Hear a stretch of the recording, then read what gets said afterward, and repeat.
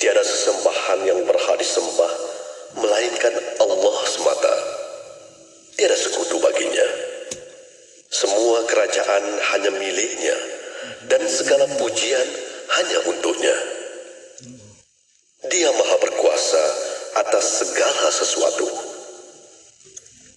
Wahai Tuhanku, aku memohon kebaikan yang ada di hari ini dan setelahnya. Sebaliknya aku memohon perlindungan dari keburukan yang ada di hari ini dan setelahnya.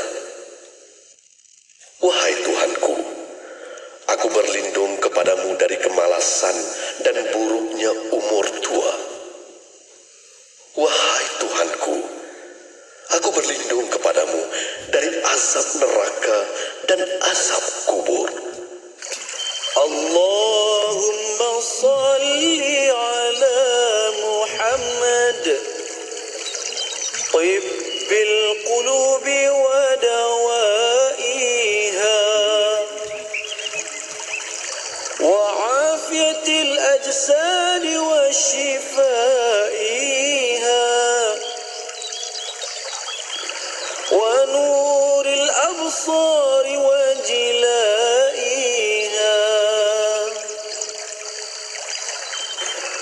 Allahumma salli ala Muhammad tibbil qulubi wa dawaiha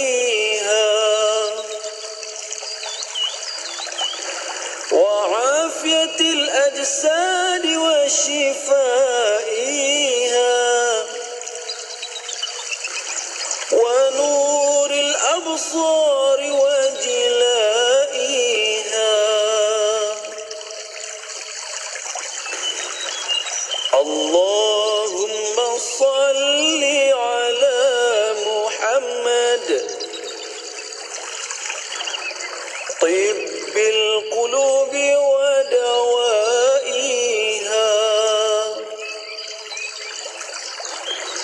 wa afiyatil ajsadi wa shifaiha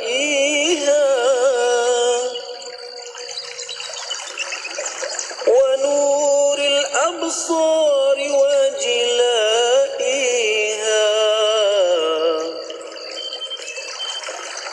wa ala alihi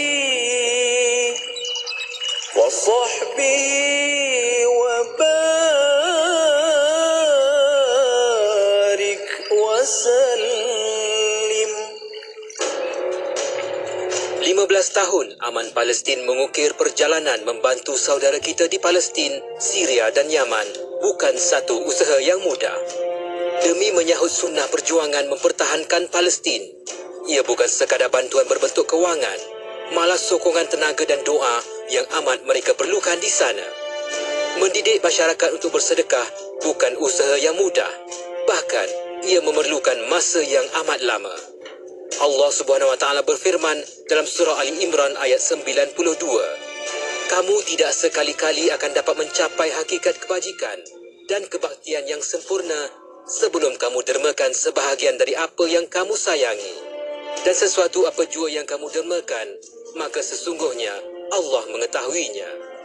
Demikianlah usaha kita dalam menjadikan diri kita sebagai seorang yang istiqamah dalam bersedekah. Melazimi sifat sedekah di dalam diri setiap umat Islam adalah satu kewajipan yang tidak boleh untuk kita lepaskan. Sedekah tidak akan menjadikan kita papa ke dana, tidak juga menjadikan kita orang yang rugi. 15 tahun Aman Palestin juga adalah sebagai satu penghargaan buat para penyumbang yang sehingga ke hari ini istiqamah membantu warga Palestin.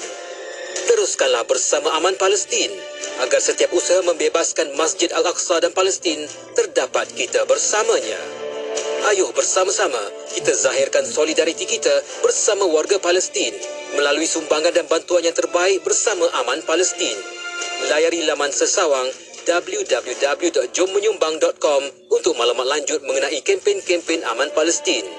Semoga setiap usaha kita membantu mereka yang memerlukan terdapat ganjaran yang besar menanti kita.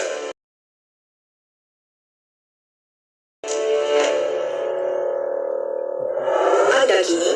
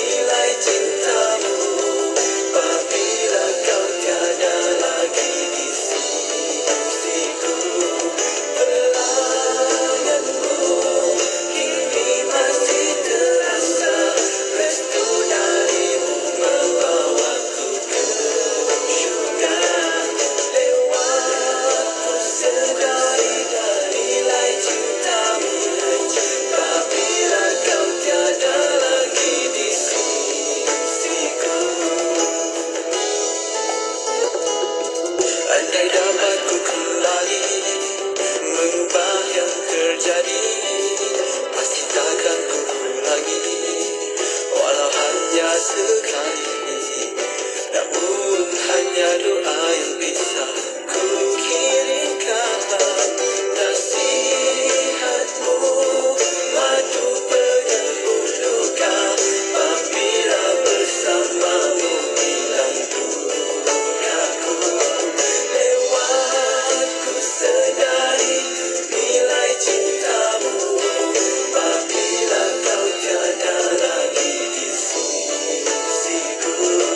Pelayanmu kini masih terasa, restu darimu membawaku ke syurga.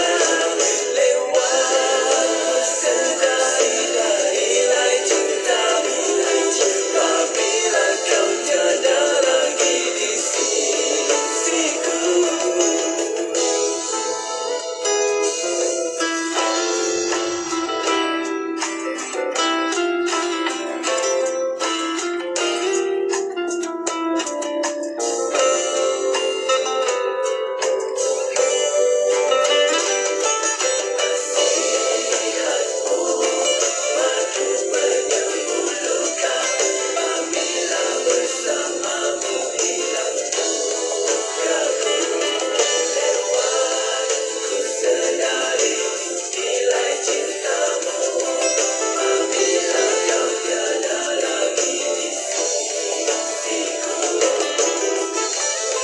Kan coba tempuh hidup sendiri, kerana kita kan akhirnya sendiri.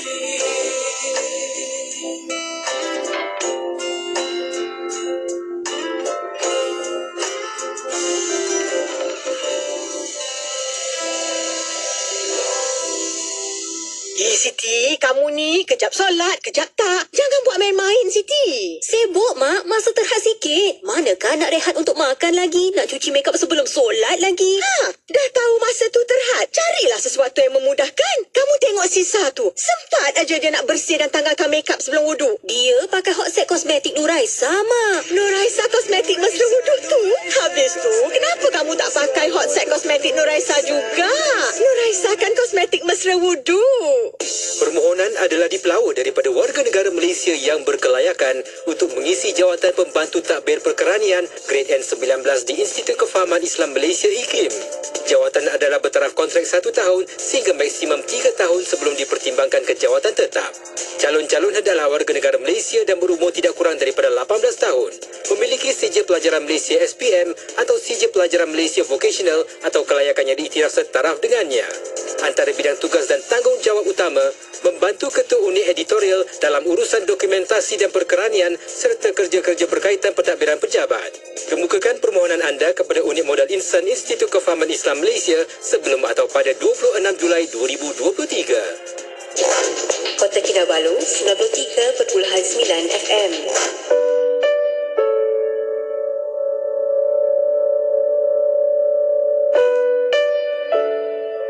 Fitrah itu bukan bermaksud kita balik ke hutan, balik kepada baby punya kehidupan. Kita rasa apa kita nak buat, kita buat sahaja, seperti mana yang pernah berlaku di barat bila mereka menganggap bahawa manusia ni sudah tidak perlukan agama lagi. Maka datanglah budaya-budaya dipanggil budaya hippies, budaya yang lepas bebas, budaya nak buat apa sahaja, rasa nak tak berpakaian di tengah-tengah khalayak pun suka hati dia, kerana seolah-olah itulah bagi mereka fitrah mereka. Ini merupakan falsafah yang bagi kita menyeleweng daripada matlamat agama kita. Jadi harus kita sebagai orang Islam, kita harus diingatkan bahawa untuk kita menentukan fitrah kita ni, kita harus merujuk ke sumber-sumbernya betul dalam agama. Dan dah pasti sumber untuk kita mengetahui fitrah ni yang paling mutlak ialah daripada Allah SWT sendiri. Dan Allah Ta'ala menjadikan kita.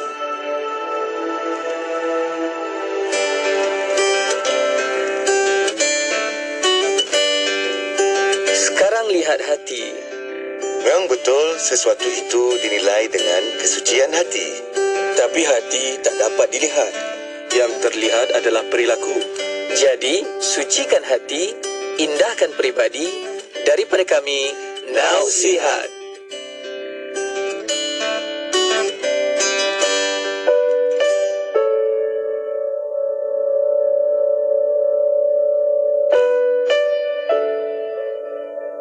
diri itu ialah penilaian seseorang terhadap dirinya sendiri tentang keupayaan dan kemampuannya untuk berjaya dan bahagia dalam hidup di dunia dan di akhirat. Subhanallah, tanda orang yang menghargai dirinya sendiri ialah dia menilai dirinya bernilai sungguh, berharga sungguh. Dia yakin dan dia percaya dia mampu berjaya, dia mampu bahagia dalam hidup ini. Walaupun mungkin dia bukan orang yang terpandai, walaupun dia bukan orang yang tercantik ataupun orang yang mempunyai pangkat yang tinggi, tak semestinya dia syukur dengan diri dia sendiri. Kenapa ramai orang yang tidak bahagia dan tidak berjaya dalam hidup? Kerana ramai orang yang mementingkan pandangan orang lain terhadap dirinya berbanding pandangan dirinya terhadap dirinya sendiri.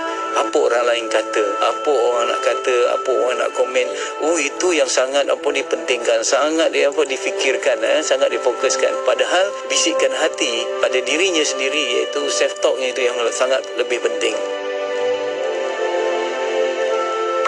Kucing 93.7 FM.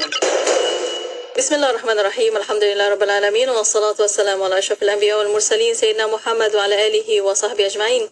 Assalamualaikum warahmatullahi taala wabarakatuh kepada para pendengar yang masih setia bersama kami dari Jasa Kefahaman Islam Malaysia Radio IKIM. Alhamdulillah untuk waktu ini masih bersama Destinasi IKIM. Bersama saya Mona Jasman menemani anda sehingga jam 7 malam nanti. Dan untuk bersama para pendengar, Alhamdulillah untuk petang ini, setiap hari Rabu, insyaAllah kita akan bawa kepada anda rancangan Fas'aluna Tanilah Kami. Dan untuk rancangan Fas'aluna Tanilah Kami boleh dengarkan di YouTube IKIM Media dan boleh tonton di situ. Dan untuk anda ada soalan pertanyaan, boleh hantarkan melalui WhatsApp konti 01129 004 004 dan juga boleh tinggalkan soalan anda di YouTube IKIM Media.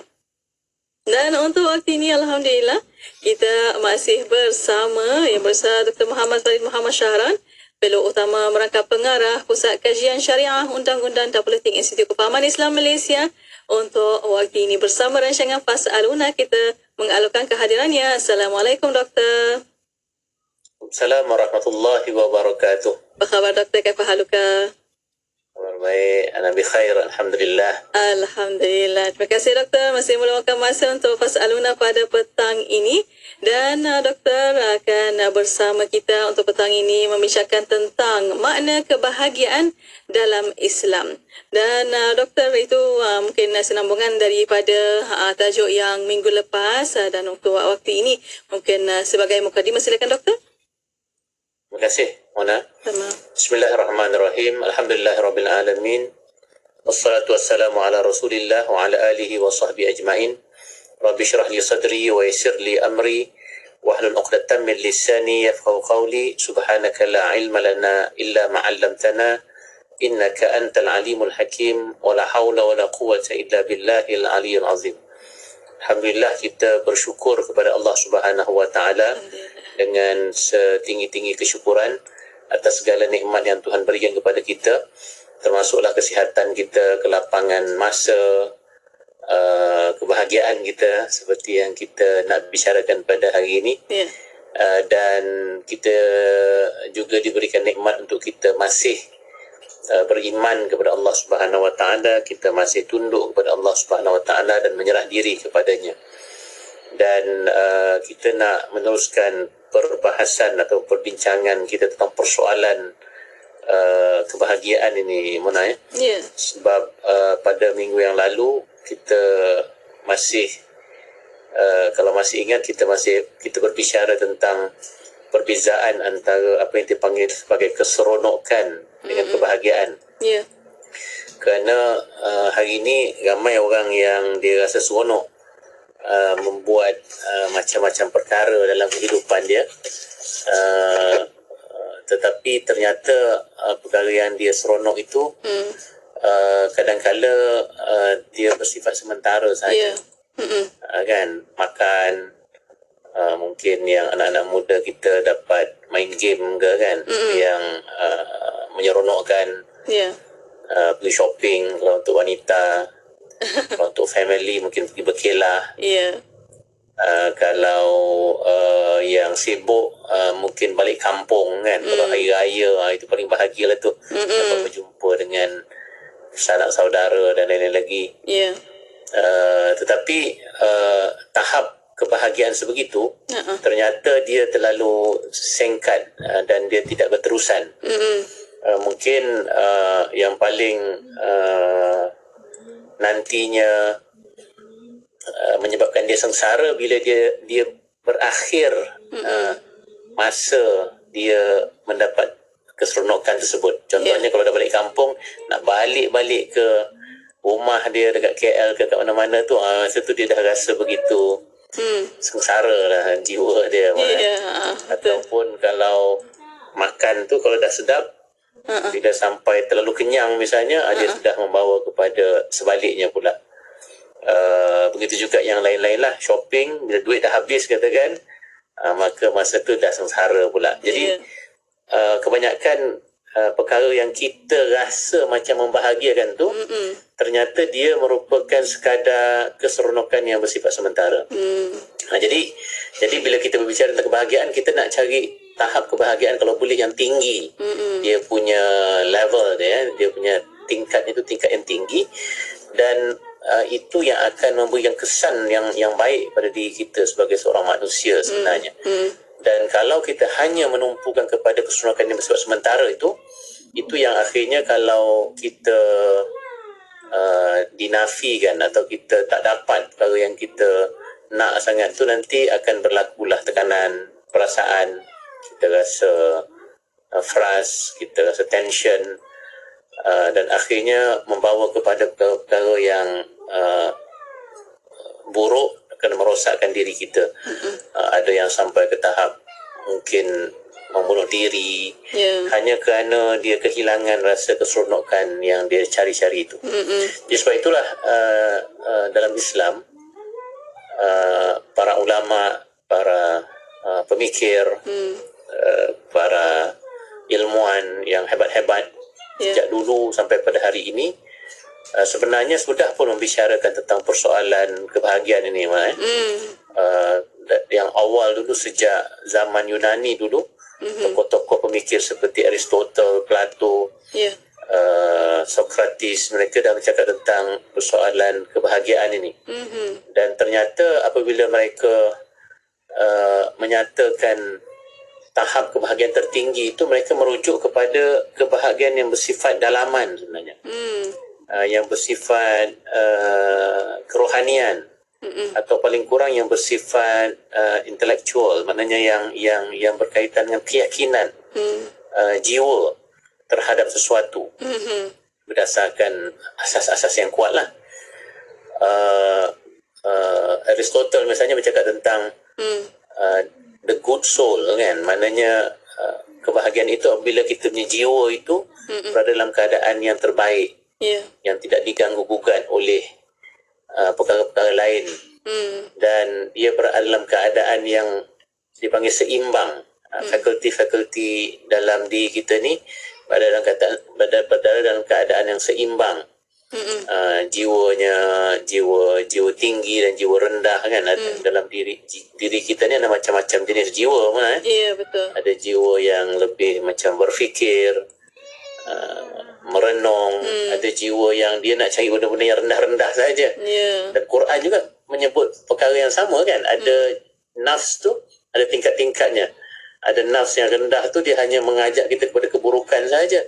Nafs al-lawamah ataupun nafs al-ammarah yang asyik mengajak kita amarah bisuk, memerintahkan kita untuk mencari benda-benda yang buruk-buruk saja.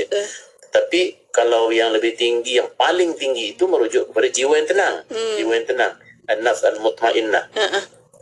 Jadi sebab itulah dalam konteks kita bercakap tentang kebahagiaan ni, kita juga bercakap tentang tahap jiwa.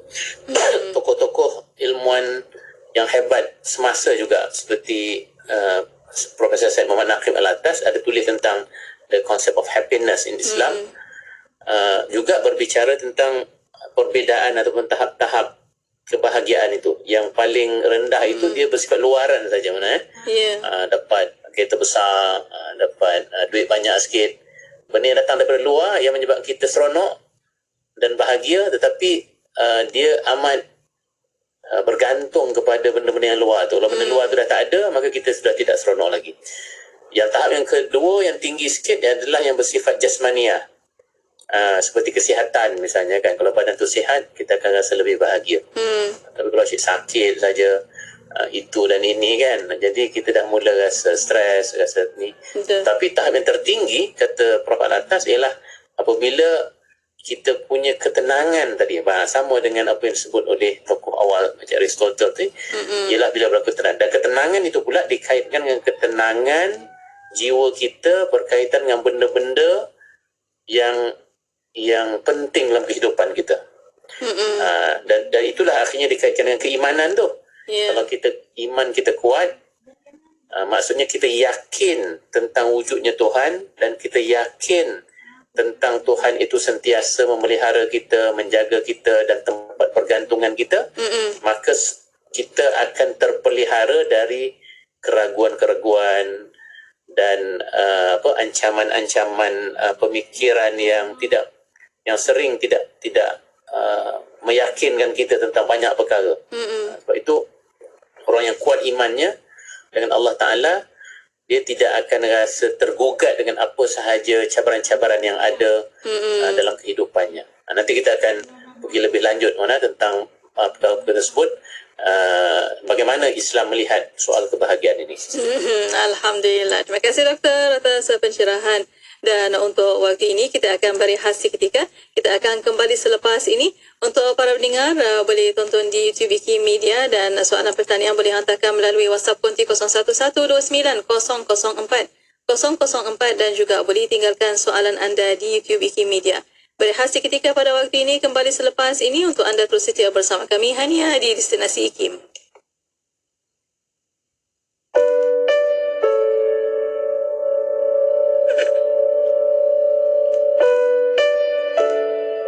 Fitrah itu bukan bermaksud kita balik ke hutan balik kepada baby punya kehidupan.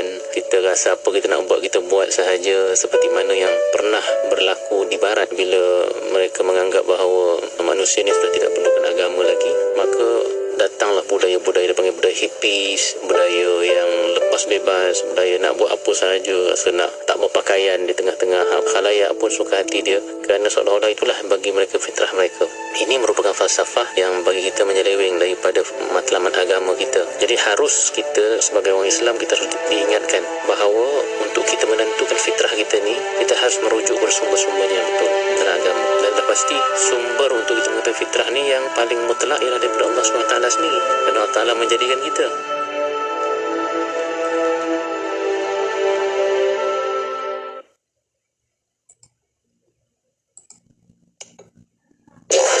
Kota Kinabalu 93.9 FM.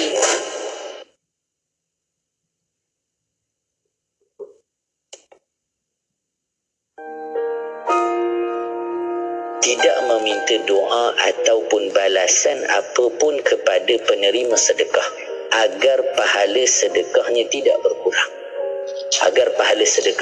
berkurang. Ini orang yang punya kedudukan yang tinggi. Bahkan saya ingat disebutkan, pernah dikisahkan oleh Syed Muhammad Amin. Ketika bab sedekah ni, saya rasa beliau sebutkan bagaimana Sayyidatuna Aisyah radhiyallahu taala anha, ketika mana dia ada duit, dia bagi pada pembantu dia, pergi bagi sedekah pada orang. Dan dengar apa yang mereka sebut. Ketika mana orang tu sebut, pembantu dia bagi, kemudian orang ni doakan. Maka kemudian bila mana dia balik, jumpa dengan Sayyidatuna Aisyah, maka dia tanya, apa yang orang yang terima sedekah tadi sebut? Mereka doakan Sayyidah Aisyah dapat begini. Apa yang dilakukan oleh Sayyidah Aisyah? Dia doakan balik kepada orang yang telah berdoa tadi dengan doa yang sama. Kenapa? Kerana tidak mahu langsung apa yang dilakukan untuk Allah dibalas oleh manusia. Itu orang yang punya ketinggian penyerahannya pada Allah Subhanahu Wa Taala. Mungkinlah kita harapkan daripada sedekah kita dapat doa daripada orang-orang yang mereka itu dilihat oleh Allah dan sebagainya. Boleh tak? Boleh. Tetapi di sini kita nak bagi tahu, kalau orang yang benar-benar tinggi kedudukannya, maka tak mengharapkan sampai doa daripada orang lain. Ini hakikat ikhlas yang sangat tinggi.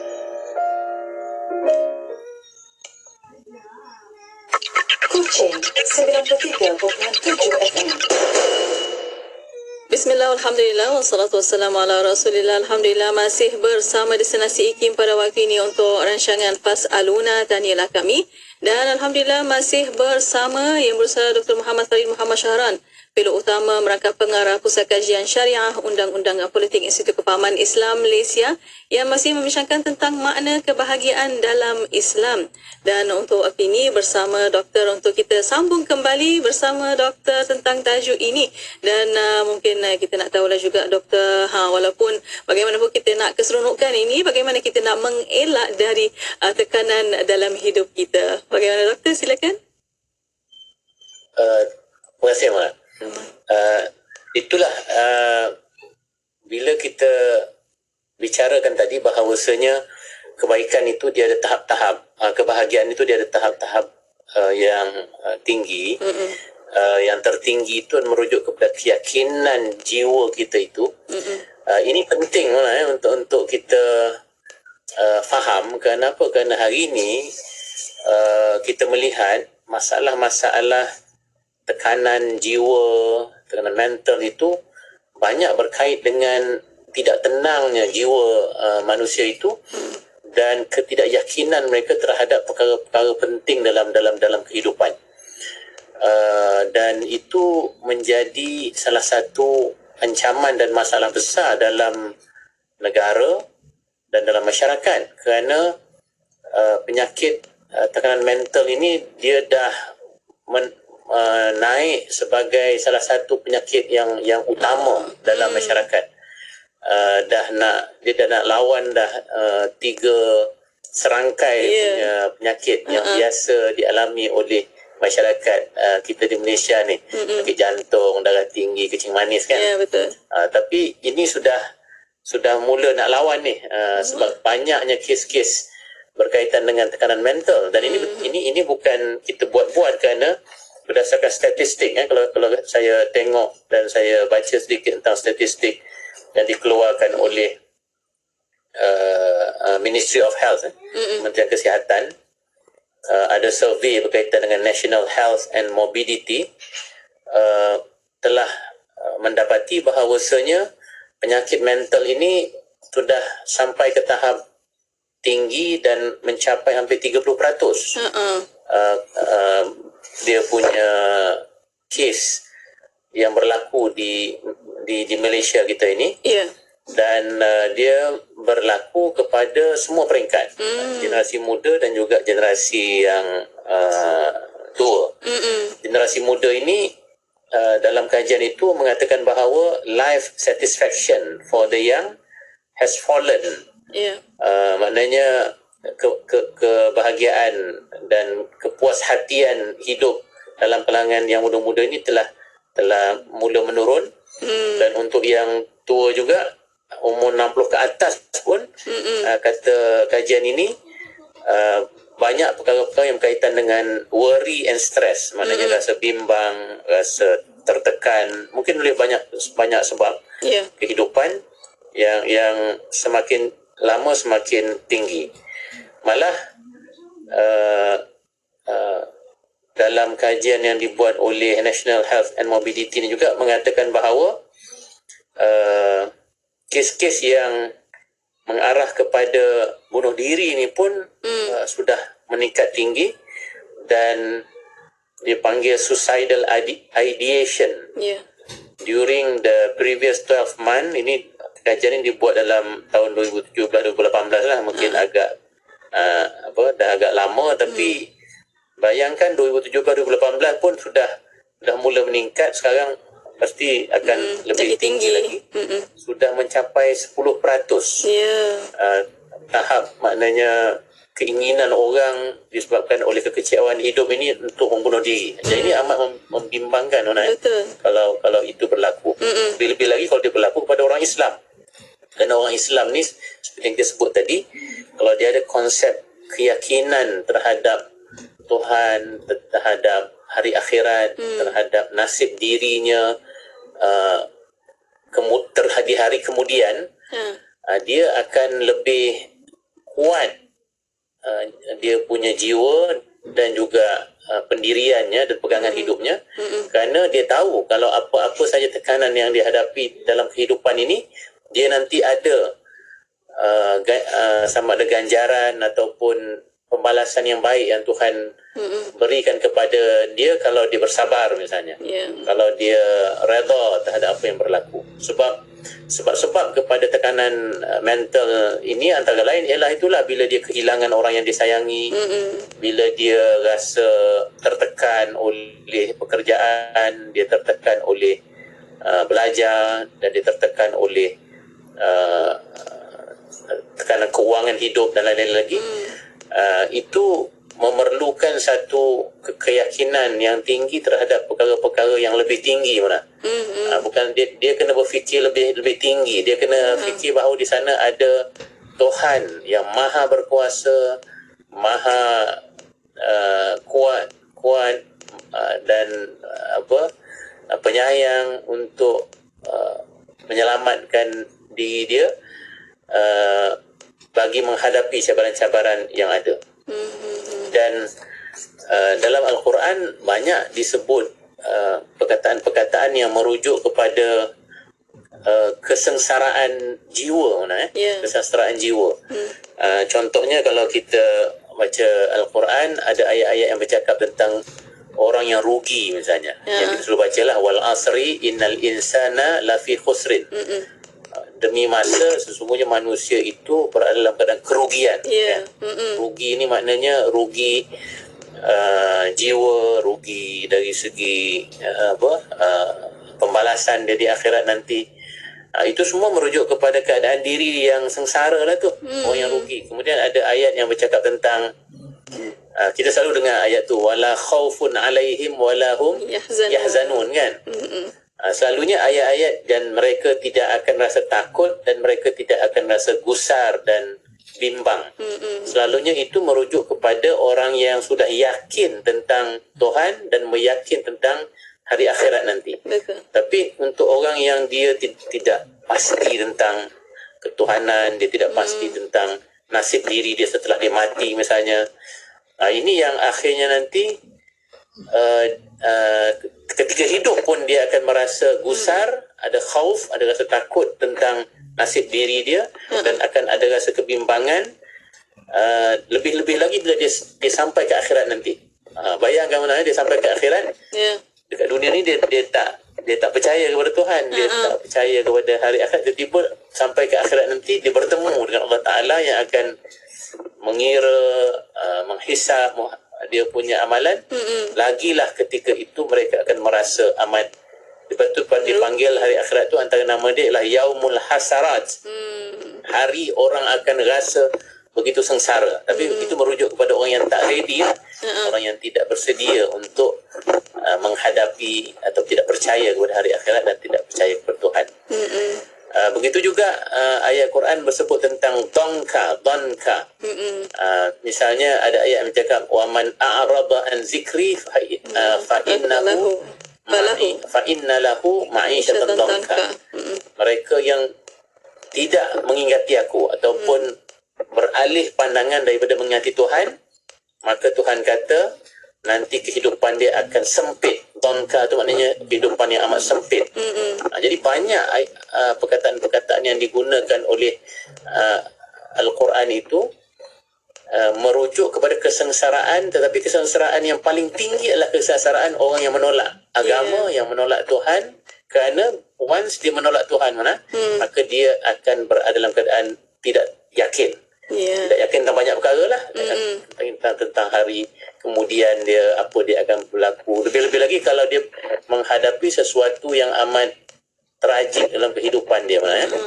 Katakanlah dia hidup ni, dia kehilangan ahli-ahli keluarga dalam aksiden ke misalnya. Jadi di situ kalau dia tak percaya kepada Tuhan, dia akan rasa kehidupan ni amat buruk bagi dia kan. Dan itu yang akhirnya dia akan berfikir, buat apa aku tunggu lagi untuk hidup kat dunia ni? Kalau dia berhadapan dengan macam-macam masalah, dan akhirnya itulah timbul perasaan-perasaan nak dia pun mungkin akan tinggalkan dunia ni, dia akan bunuh diri kerana sudah tidak ada makna. Tapi kalau orang yang ada keimanan, ada keyakinan terhadap perkara-perkara yang tinggi termasuk Tuhan dan hari akhirat, dia punya jiwa itu kuat. Walaupun dia mungkin uji dengan pelbagai tribulasi dan ujian yang Tuhan berikan. Dulu kita dengar kes tsunami di Aceh lah, ada yang dia kehilangan seluruh ahli keluarga dia. Tapi dia sebabkan dia kuat. Ada beberapa kes yang saya baca tu kerana di Aceh tu alhamdulillah ajaran agama Islam tu kuat, dan walaupun begitu mereka masih redha apa yang berlaku, dan akhirnya mereka dapat move on dengan kehidupan, dan akhirnya hidup dalam keadaan yang bahagia kan. Jadi kebahagiaan ni kalau kita kaitkan dengan benda yang tinggi, keyakinan terhadap benda yang tinggi, kita insya-Allah dapat bertahan dan jiwa itu akan sentiasa tenang. Tapi kalau kita kaitkan dengan benda yang rendah, benda-benda kehidupan, tentang makan, tentang apa semua tadi, seronok tu sekejap, tapi bila tak dapat, lagi kita akan frust. Jadi kita tak nak begitu. Orang Islam kita sudah diajar tentang akidah, diajar tentang itulah tahap sebenarnya ketenangan dan kebahagiaan yang tertinggi. Ya, alhamdulillah. Terima kasih doktor atas pencerahan, dan sama-sama itulah orang kata orang yang hebat ujian ni hebat. Sebab tu bila kadang-kadang dapat macam-macam ujian, tapi bila reda kita serah total kepada Allah Subhanahu Wa Taala, itulah yang paling tenang, masya-Allah, alhamdulillah. Dan kita ada contoh para nabi, ya, para nabi merupakan contoh terbaik kita. Mereka diuji paling tinggi berbanding dengan kita, tapi mereka yang paling reda dan mereka yang paling kuat keimanannya, dan akhirnya mereka menjadi contoh kepada yang lain dalam konteks menghadapi kehidupan ini dan juga beriman dengan Tuhan. iya, betul itu. Alhamdulillah, Masya Allah. Terima kasih doktor, dan untuk waktu ini doktor dan para pendengar, kita akan berehat sekali lagi. Kita akan kembali selepas ini. Untuk para pendengar, boleh hantarkan soalan anda melalui WhatsApp konti 01129004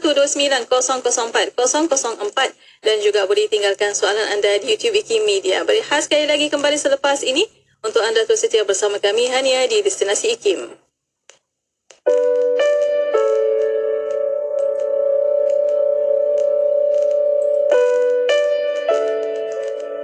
Harga diri itu ialah penilaian seseorang terhadap dirinya sendiri tentang keupayaan dan kemampuannya untuk berjaya dan bahagia dalam hidup di dunia dan di akhirat. Subhanallah, tanda orang yang menghargai dirinya sendiri ialah dia menilai dirinya bernilai sungguh, berharga sungguh. Dia yakin dan dia percaya dia mampu berjaya, dia mampu bahagia dalam hidup ini. Walaupun mungkin dia bukan orang yang terpandai, walaupun dia bukan orang yang tercantik ataupun orang yang mempunyai pangkat yang tinggi, tak semestinya dia syukur dengan diri dia sendiri. Kenapa ramai orang yang tidak bahagia dan tidak berjaya dalam hidup? Kerana ramai orang yang mementingkan pandangan orang lain terhadap dirinya berbanding pandangan dirinya terhadap dirinya sendiri. Apa orang lain kata, apa orang nak kata, apa orang nak komen, itu yang sangat dipentingkan, sangat difikirkan, sangat difokuskan. Padahal bisikan hati pada dirinya sendiri, iaitu self talknya, itu yang sangat lebih penting.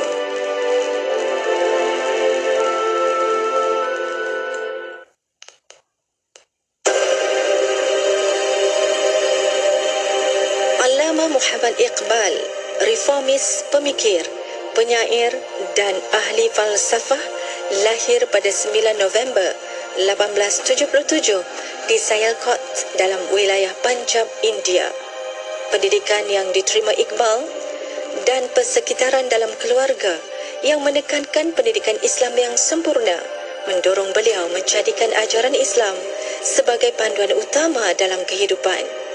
Pada usia 16 tahun, Iqbal berjaya menamatkan pengajian di Sialkot Mission College. Iqbal seterusnya berjaya memperoleh ijazah sarjana muda daripada Government College Lahore, iaitu pada tahun 1897, dan ijazah sarjana daripada Punjab University pada tahun 1899. Iqbal berangkat ke Eropah pada tahun 1905 untuk menyambung pengajiannya. Sepanjang 3 tahun berada di benua berkenaan, Iqbal mendalami bidang falsafah dan undang-undang iaitu the University of Cambridge, United Kingdom dan University of Munich, Jerman. Iqbal berjaya memperoleh ijazah doktor falsafah bagi disertasinya yang bertajuk The Development of Metaphysics in Persia. Iqbal juga lulus dalam ujian kelayakan bagi peguam. Pada waktu itu, Iqbal telah menjadi seorang sarjana yang unggul dalam bidang falsafah, undang-undang dan kesusasteraan selain menguasai banyak bahasa asing.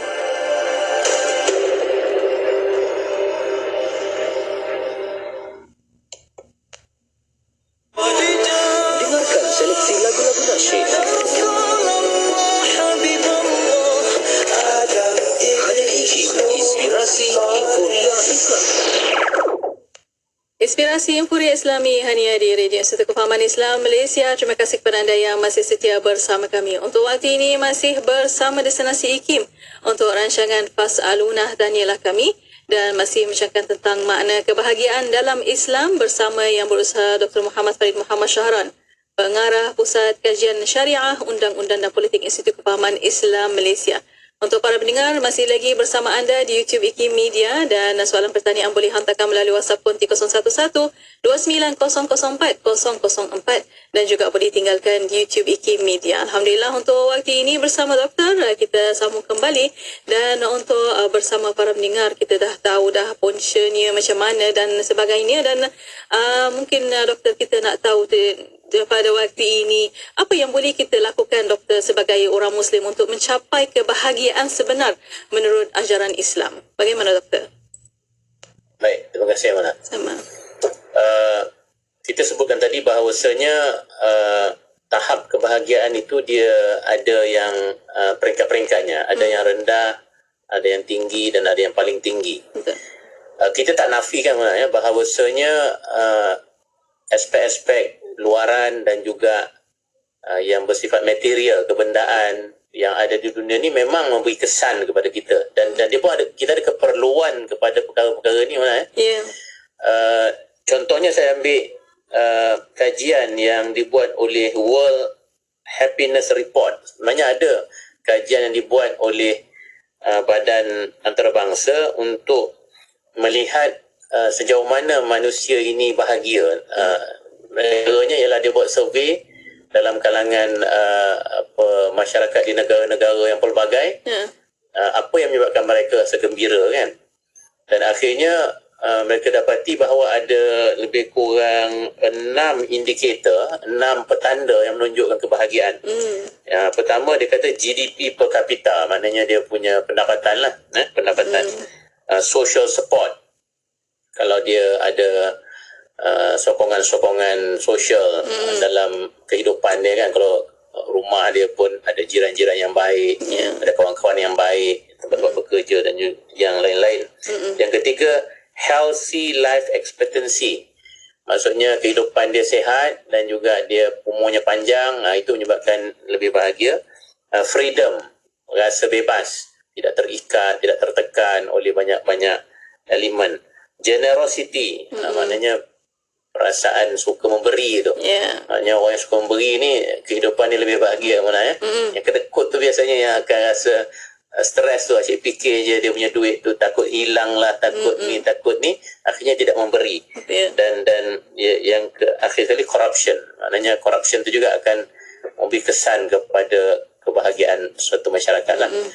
Tetapi walaupun kita akui dan ini merupakan petunjuk-petunjuk yang digunakan dalam menilai tahap kebahagiaan, kita orang Islam kita masih lagi ada tambahan lagi.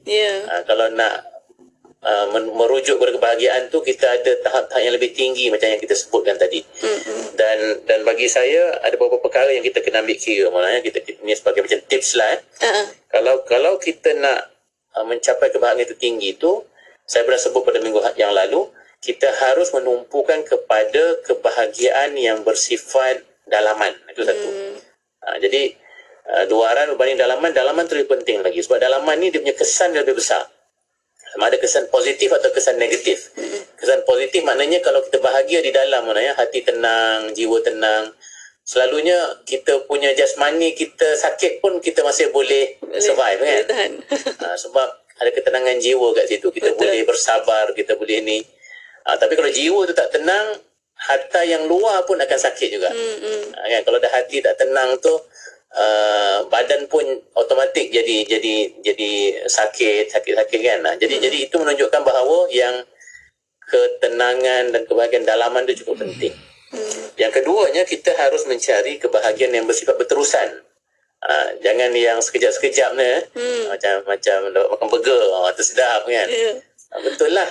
Tapi kalau itu sahaja, kita terpaksa mencari kan. Lepas habis tu kan kita kena cari pula, esok nak kena cari makan apa pula yang menyedapkan kita. Tetapi kalau kita cari benda yang lebih kekal. Kekal ni contohnya apa? Kebahagiaan tadi, yang keimanan tadi kan. Kalau benda spiritual ni dia kekal. Kalau kuat kita punya keyakinan terhadap Tuhan tu, dia memberikan satu ketenangan dan kebahagiaan. Kebahagiaan ilmu misalnya, itu pun kekal. Kan, orang yang suka membaca, suka menuntut ilmu ni, kalau dia dapat itu, dia mencerahkan. Sifat ilmu ni dia mencerahkan. Dia tahu hakikat-hakikat kehidupan dan juga perkara-perkara dalam maudhu' ilmu tu, menyebabkan ia kekal berada dalam jiwa dan akal kita, dan menyebabkan kita menjadi lebih tenang. Seterusnya mana ya? Kita kena elakkan perkara-perkara yang merosakkan diri kita. Sebab banyak juga macam anak-anak muda kita ni, dia disebabkan nak kebahagiaan juga ni. Jadi dia pergi ambil motor, merempit kan. Semalam ke atau 2 hari lepas ada kes ramai-ramai berlumba, sama-sama dia aksiden. Ada yang meninggal dunia 2 orang. Malam tadi saya beritanya, dan juga cedera parah. Itu tak dapat apa-apa pun. Dahlah dia dia nak berlumba tu pun bukan mudah tu kan. Dan bila cedera dan ada yang mati, dia tak dapat apa-apa, malah mungkin akan merosakkan banyak perkara dalam kehidupan dia. Keluarga dia pun akan kecewa dengan apa yang berlaku. Jadi elakkan daripada melepaskan kita punya rasa kebosanan hidup ke apa semua dengan membuat benda-benda yang ekstrim. Pergi panjat gunung yang bahaya-bahaya lah apa semua kan. Yang terkawal tak apa. Ada yang adalah atas nama sukan untuk menyihatkan badan. Tapi kalau dah pergi tu, ada yang matilah, ada apa kan, ataupun yang masuk dalam laut. Yang ekstrim tu doktor. Yang ekstrim tu. Namanya pun sudah extreme sport. Sekarang ni dah ada nama yang dipanggil extreme sport. Sebenarnya ekstrim lah benda tu. Dia dan risikonya tinggi kan. Pergi terjun dalam laut, naik submarine apa semua, dan kita pun dengar berita ada yang akhirnya mati. Walaupun nampak macam canggih, tapi akhirnya berisiko tinggi. Jadi benda-benda macam tu dia merugikan kita mana? Dia merugikan kita. Kita nakkan sesuatu kebahagiaan, tapi sebenarnya itu bukan kebahagiaan. Itu satu yang akhirnya bila kita capai pun dia bersifat sementara juga. Tapi kalau kebahagiaan yang diajar oleh agama ini adalah kebahagiaan dalam bentuk keyakinan, ketenangan jiwa, dan pegangan kepada perkara-perkara yang tinggi, yang akhirnya insya-Allah akan membahagiakan diri kita di dunia dan di akhirat. Sebab itu kita selalu berdoa supaya Allah memberikan kita, Rabbana atina fid dunya hasanah wa fil akhirati hasanah wa qina adzabannar. Kehidupan kita ni kita tak boleh pisah mana. Dia tak boleh pisahkan antara dunia dan akhirat. Kalau seorang muslim, kita kena ingat hidup kita ni sekejap saja di dunia ni. Kan? Kalaulah kita hanya sibuk mencari kebahagiaan yang di dunia ni sahaja, kita pun tak pasti berapa lama Tuhan bagi kat kita nyawa kita untuk kita kekal hidup di dunia. Tetapi kalau kita punya cara perencanaan kehidupan kita tu, kita mengambil kira matlamat itu di akhirat. Kan, matlamat itu harus matlamat kita di akhirat. Tetapi persediaan itu kita buat di dunia ini kan. Dan insya-Allah kita dapat dua-dua kalau macam tu. Sebab itu doa kita tu kita minta dua-dua. Bukanlah makna kalau kita matlamat akhirat, dunia ni kita tinggalkan terus Tetapi disebabkan dunia ni juga ada risiko-risiko yang kita sebutkan tadi, jangan kita terlalu terikat. Sebab itu Islam juga mengajar sifat-sifat fadilat-fadilat dan akhlak-akhlak yang berkait dengan macam mana kita nak bermuamalah dengan dunia ni. Misalnya sifat zuhud kan, sifat tawaduk, yang kita jangan terlalu letakkan dunia itu dalam hati kita, tapi kita letakkan di tangan kita kan. Maknanya kalau kita rasa membahayakan, kita masih kat tangan tu masih kita boleh lepas kan. Betul. Tapi kalau kat hati, alamak, dia dah tertanam kat dalam tu, dia nak keluarkan itu susah. Lebih-lebih lagi nanti bila kita nak berpisah dengan dunia. Betul. Sebab itu ada para ulama yang mengatakan, membicarakan bahawasanya sakaratul maut itu, sakitnya untuk kita menghadapi mati itu antara lain disebabkan oleh ikatan yang kuat kita dengan dunia kan. Biasalah mana kalau kita nak meninggalkan sesuatu yang kita suka, memang kita akan rasa berat dan kita akan rasa sengsara kan. Bayangkan dunia ni seluruhnya ini yang kita terlalu cinta, katakan kita cintakan sangat, tiba-tiba kita mati, maknanya kita terpisah, dah pasti dia akan menghadapi satu kesengsaraan yang cukup tinggi. Jadi kalau kita meletakkan dunia itu di tempatnya yang betul, bahawa ia hanya tempat sementara untuk kita bersedia nak pergi ke akhirat, jiwa kita tu dah ada macam preparation, dan dia tidaklah terlalu tertekan apabila kita nak berpisah dengannya. Jadi sangat itu semua dah diajar oleh agama kita. Dan seorang Muslim tu kalau betul cara fikir, cara belajarnya tentang akidah dan lain-lain lagi, insya-Allah mereka lah yang paling bahagia sebenarnya kan. Pada hakikatnya mereka lah yang paling bahagia. Tapi kalau kita masih tak bahagia, maknanya kita kena kuatkanlah, sama-sama kita perkuatkan keimanan, keilmuan kita, supaya insya-Allah kita tidak termasuk dalam kalangan mereka yang tidak bahagialah, tertekan dan lain-lain lagi dalam banyak urusan-urusan kita di dunia. Wallahu a'lam. InsyaAllah. Amin amin ya rabbal alamin. Itulah yang kita harapkan. Dan ada juga mungkin hadis atau kata-kata yang kata bila kita hidup apa yang kita hidup sekarang ni, kita akan kembali dengan cara yang kita hidup sekarang. Maknanya orang yang baca Quran, dia akan hidup dengan baca Quran, walaupun di akhirat akan dengan baca Al-Quran juga. Itulah kehidupan kita. Apa-apa pun yang kita lakukan, semoga ada ketenangan di situ, insya-Allah. Amin ya rabbal alamin. Dan waktu ini mungkin tinggal sedikit masa lagi, doktor, dan mungkin ada soalan ya dari minggu lepas, mungkin ada juga jawapan daripada doktor dari Negeri Sembilan, berkata kebahagiaan ingin contoh kebahagiaan yang hakiki hingga akhirat. Mungkin ada jawapan daripada doktor, silakan. Itulah yang kita sebutkan tadi, antara contoh-contohnya lah. Kalau misalnya beriman tu kan, keyakinan dan keimanan kita tu kan, dia punya bahagia tu bukan di sini saja. Nah, di sini kita dah yakin adanya Tuhan apa semua. Di akhirat nanti kita bertemu dengan Tuhan kan. Kita bertemu dengan Tuhan kan. Salah satu tafsiran para ulama kita, termasuk ulama akidah dan ulama tafsir, antara kebahagiaan yang ada di syurga itu adalah melihat wajah Allah kan. Dan itu merupakan nikmat yang paling besar yang Tuhan sediakan kepada manusia yang masuk dalam syurga. Amin. Jadi maknanya kat dunia ni kita dah yakin dengan adanya Tuhan, kita dah yakin dengan Allah Ta'ala itu maha agung, maha berkuasa. Di akhirat nanti kita bertemu dengan hakikat itu, Masya Allah. Tetapi kalau dunia ni kita ragu, ada ke tidak Tuhan ni kan, ataupun kita tak suka kepada perkara-perkara itu, maka dah pastilah itu itu pasti akan menjadi punca kepada al-hasarat tadi, kesengsaraan yang dan kehidupan agama kita yang diajar oleh agama kita ni semuanya contoh-contoh kehidupan yang akan membawa kepada kebahagiaan yang hakiki sampai ke akhirat, insya-Allah. Sebab orang Islam dunianya tidak pernah terpisah antara dunia dan akhirat. Apa yang kita buat di dunia pun dah banyak urusan akhirat. Kita solat nanti, zuhur nanti, dah asar atau maghrib nanti, kita dah melakukan sesuatu yang berkaitan dengan akhirat. Kita pergi haji, kita bersedekah, kita buat muamalah yang baik kerana Allah dengan niat yang baik. Semua tu urusan-urusan kita menyediakan diri kita untuk akhirat. Jadi insya-Allah kalau kita ikut agama kita dengan betul, insya-Allah itulah dia contoh kebahagiaan yang hakiki yang kita boleh bawa sampai ke akhirat. Amin, amin ya rabbal alamin. Dan saya kira itu kesimpulan untuk petang ini bersama doktor, dan sama-sama kita doakan juga Rabbana atina fid dunya hasanah wa fil akhirati hasanah wa qina adzabannar. Amin ya rabbal alamin. Dan terima kasih banyak-banyak Dr. Muhammad Farid, Muhammad Syahran atas pertemuan untuk petang ini. Insya-Allah ada kesempatan kita jumpa lagi doktor. Assalamualaikum. Assalamualaikum warahmatullahi wabarakatuh. Alhamdulillah.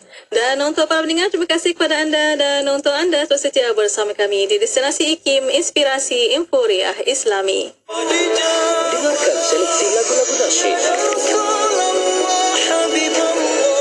Hanya di IKIM Inspirasi Inforiah Islami. Radio IKIM sentiasa memberi anda lagu-lagu yang terbaik. Pastinya dia tahu segalanya, sudah sedunia ini fana, ku terleka sana, hidup matiku mengharap keredaan. IKIM memberi anda lagu-lagu ketuhanan yang mengusik jiwa. IKIM Inspirasi Inforiah Islami. Inspirasi Inforiah Islami. Semuanya di IKIM. Sekarang disampaikan waktu Salafatul Maghrib bagi bandar-bandar utama di seluruh Malaysia untuk hari ini 24 Zulhijjah 1444 Hijriah 12 Julai 2023. Kota Kinabalu 6.36 minit malam, Tawau 6.27 minit malam, Ladatu 6.25 minit malam, Kuching 6.54 minit malam, Miri 6.41 minit malam, Kanga 7.40 minit malam, Losta 7.39 minit malam, Pulau Pinang 7.38 minit malam, Ipoh 7.35 minit malam, Kuala Lumpur Putrajaya Shah Alam 7.30 minit malam, Seremban 7.27 minit malam, Madam Melaka 7.26 minit malam, Johor Bahru 7.18 minit malam, Kuantan 7.24 minit malam, Kuala Terengganu 7.26 minit malam, dan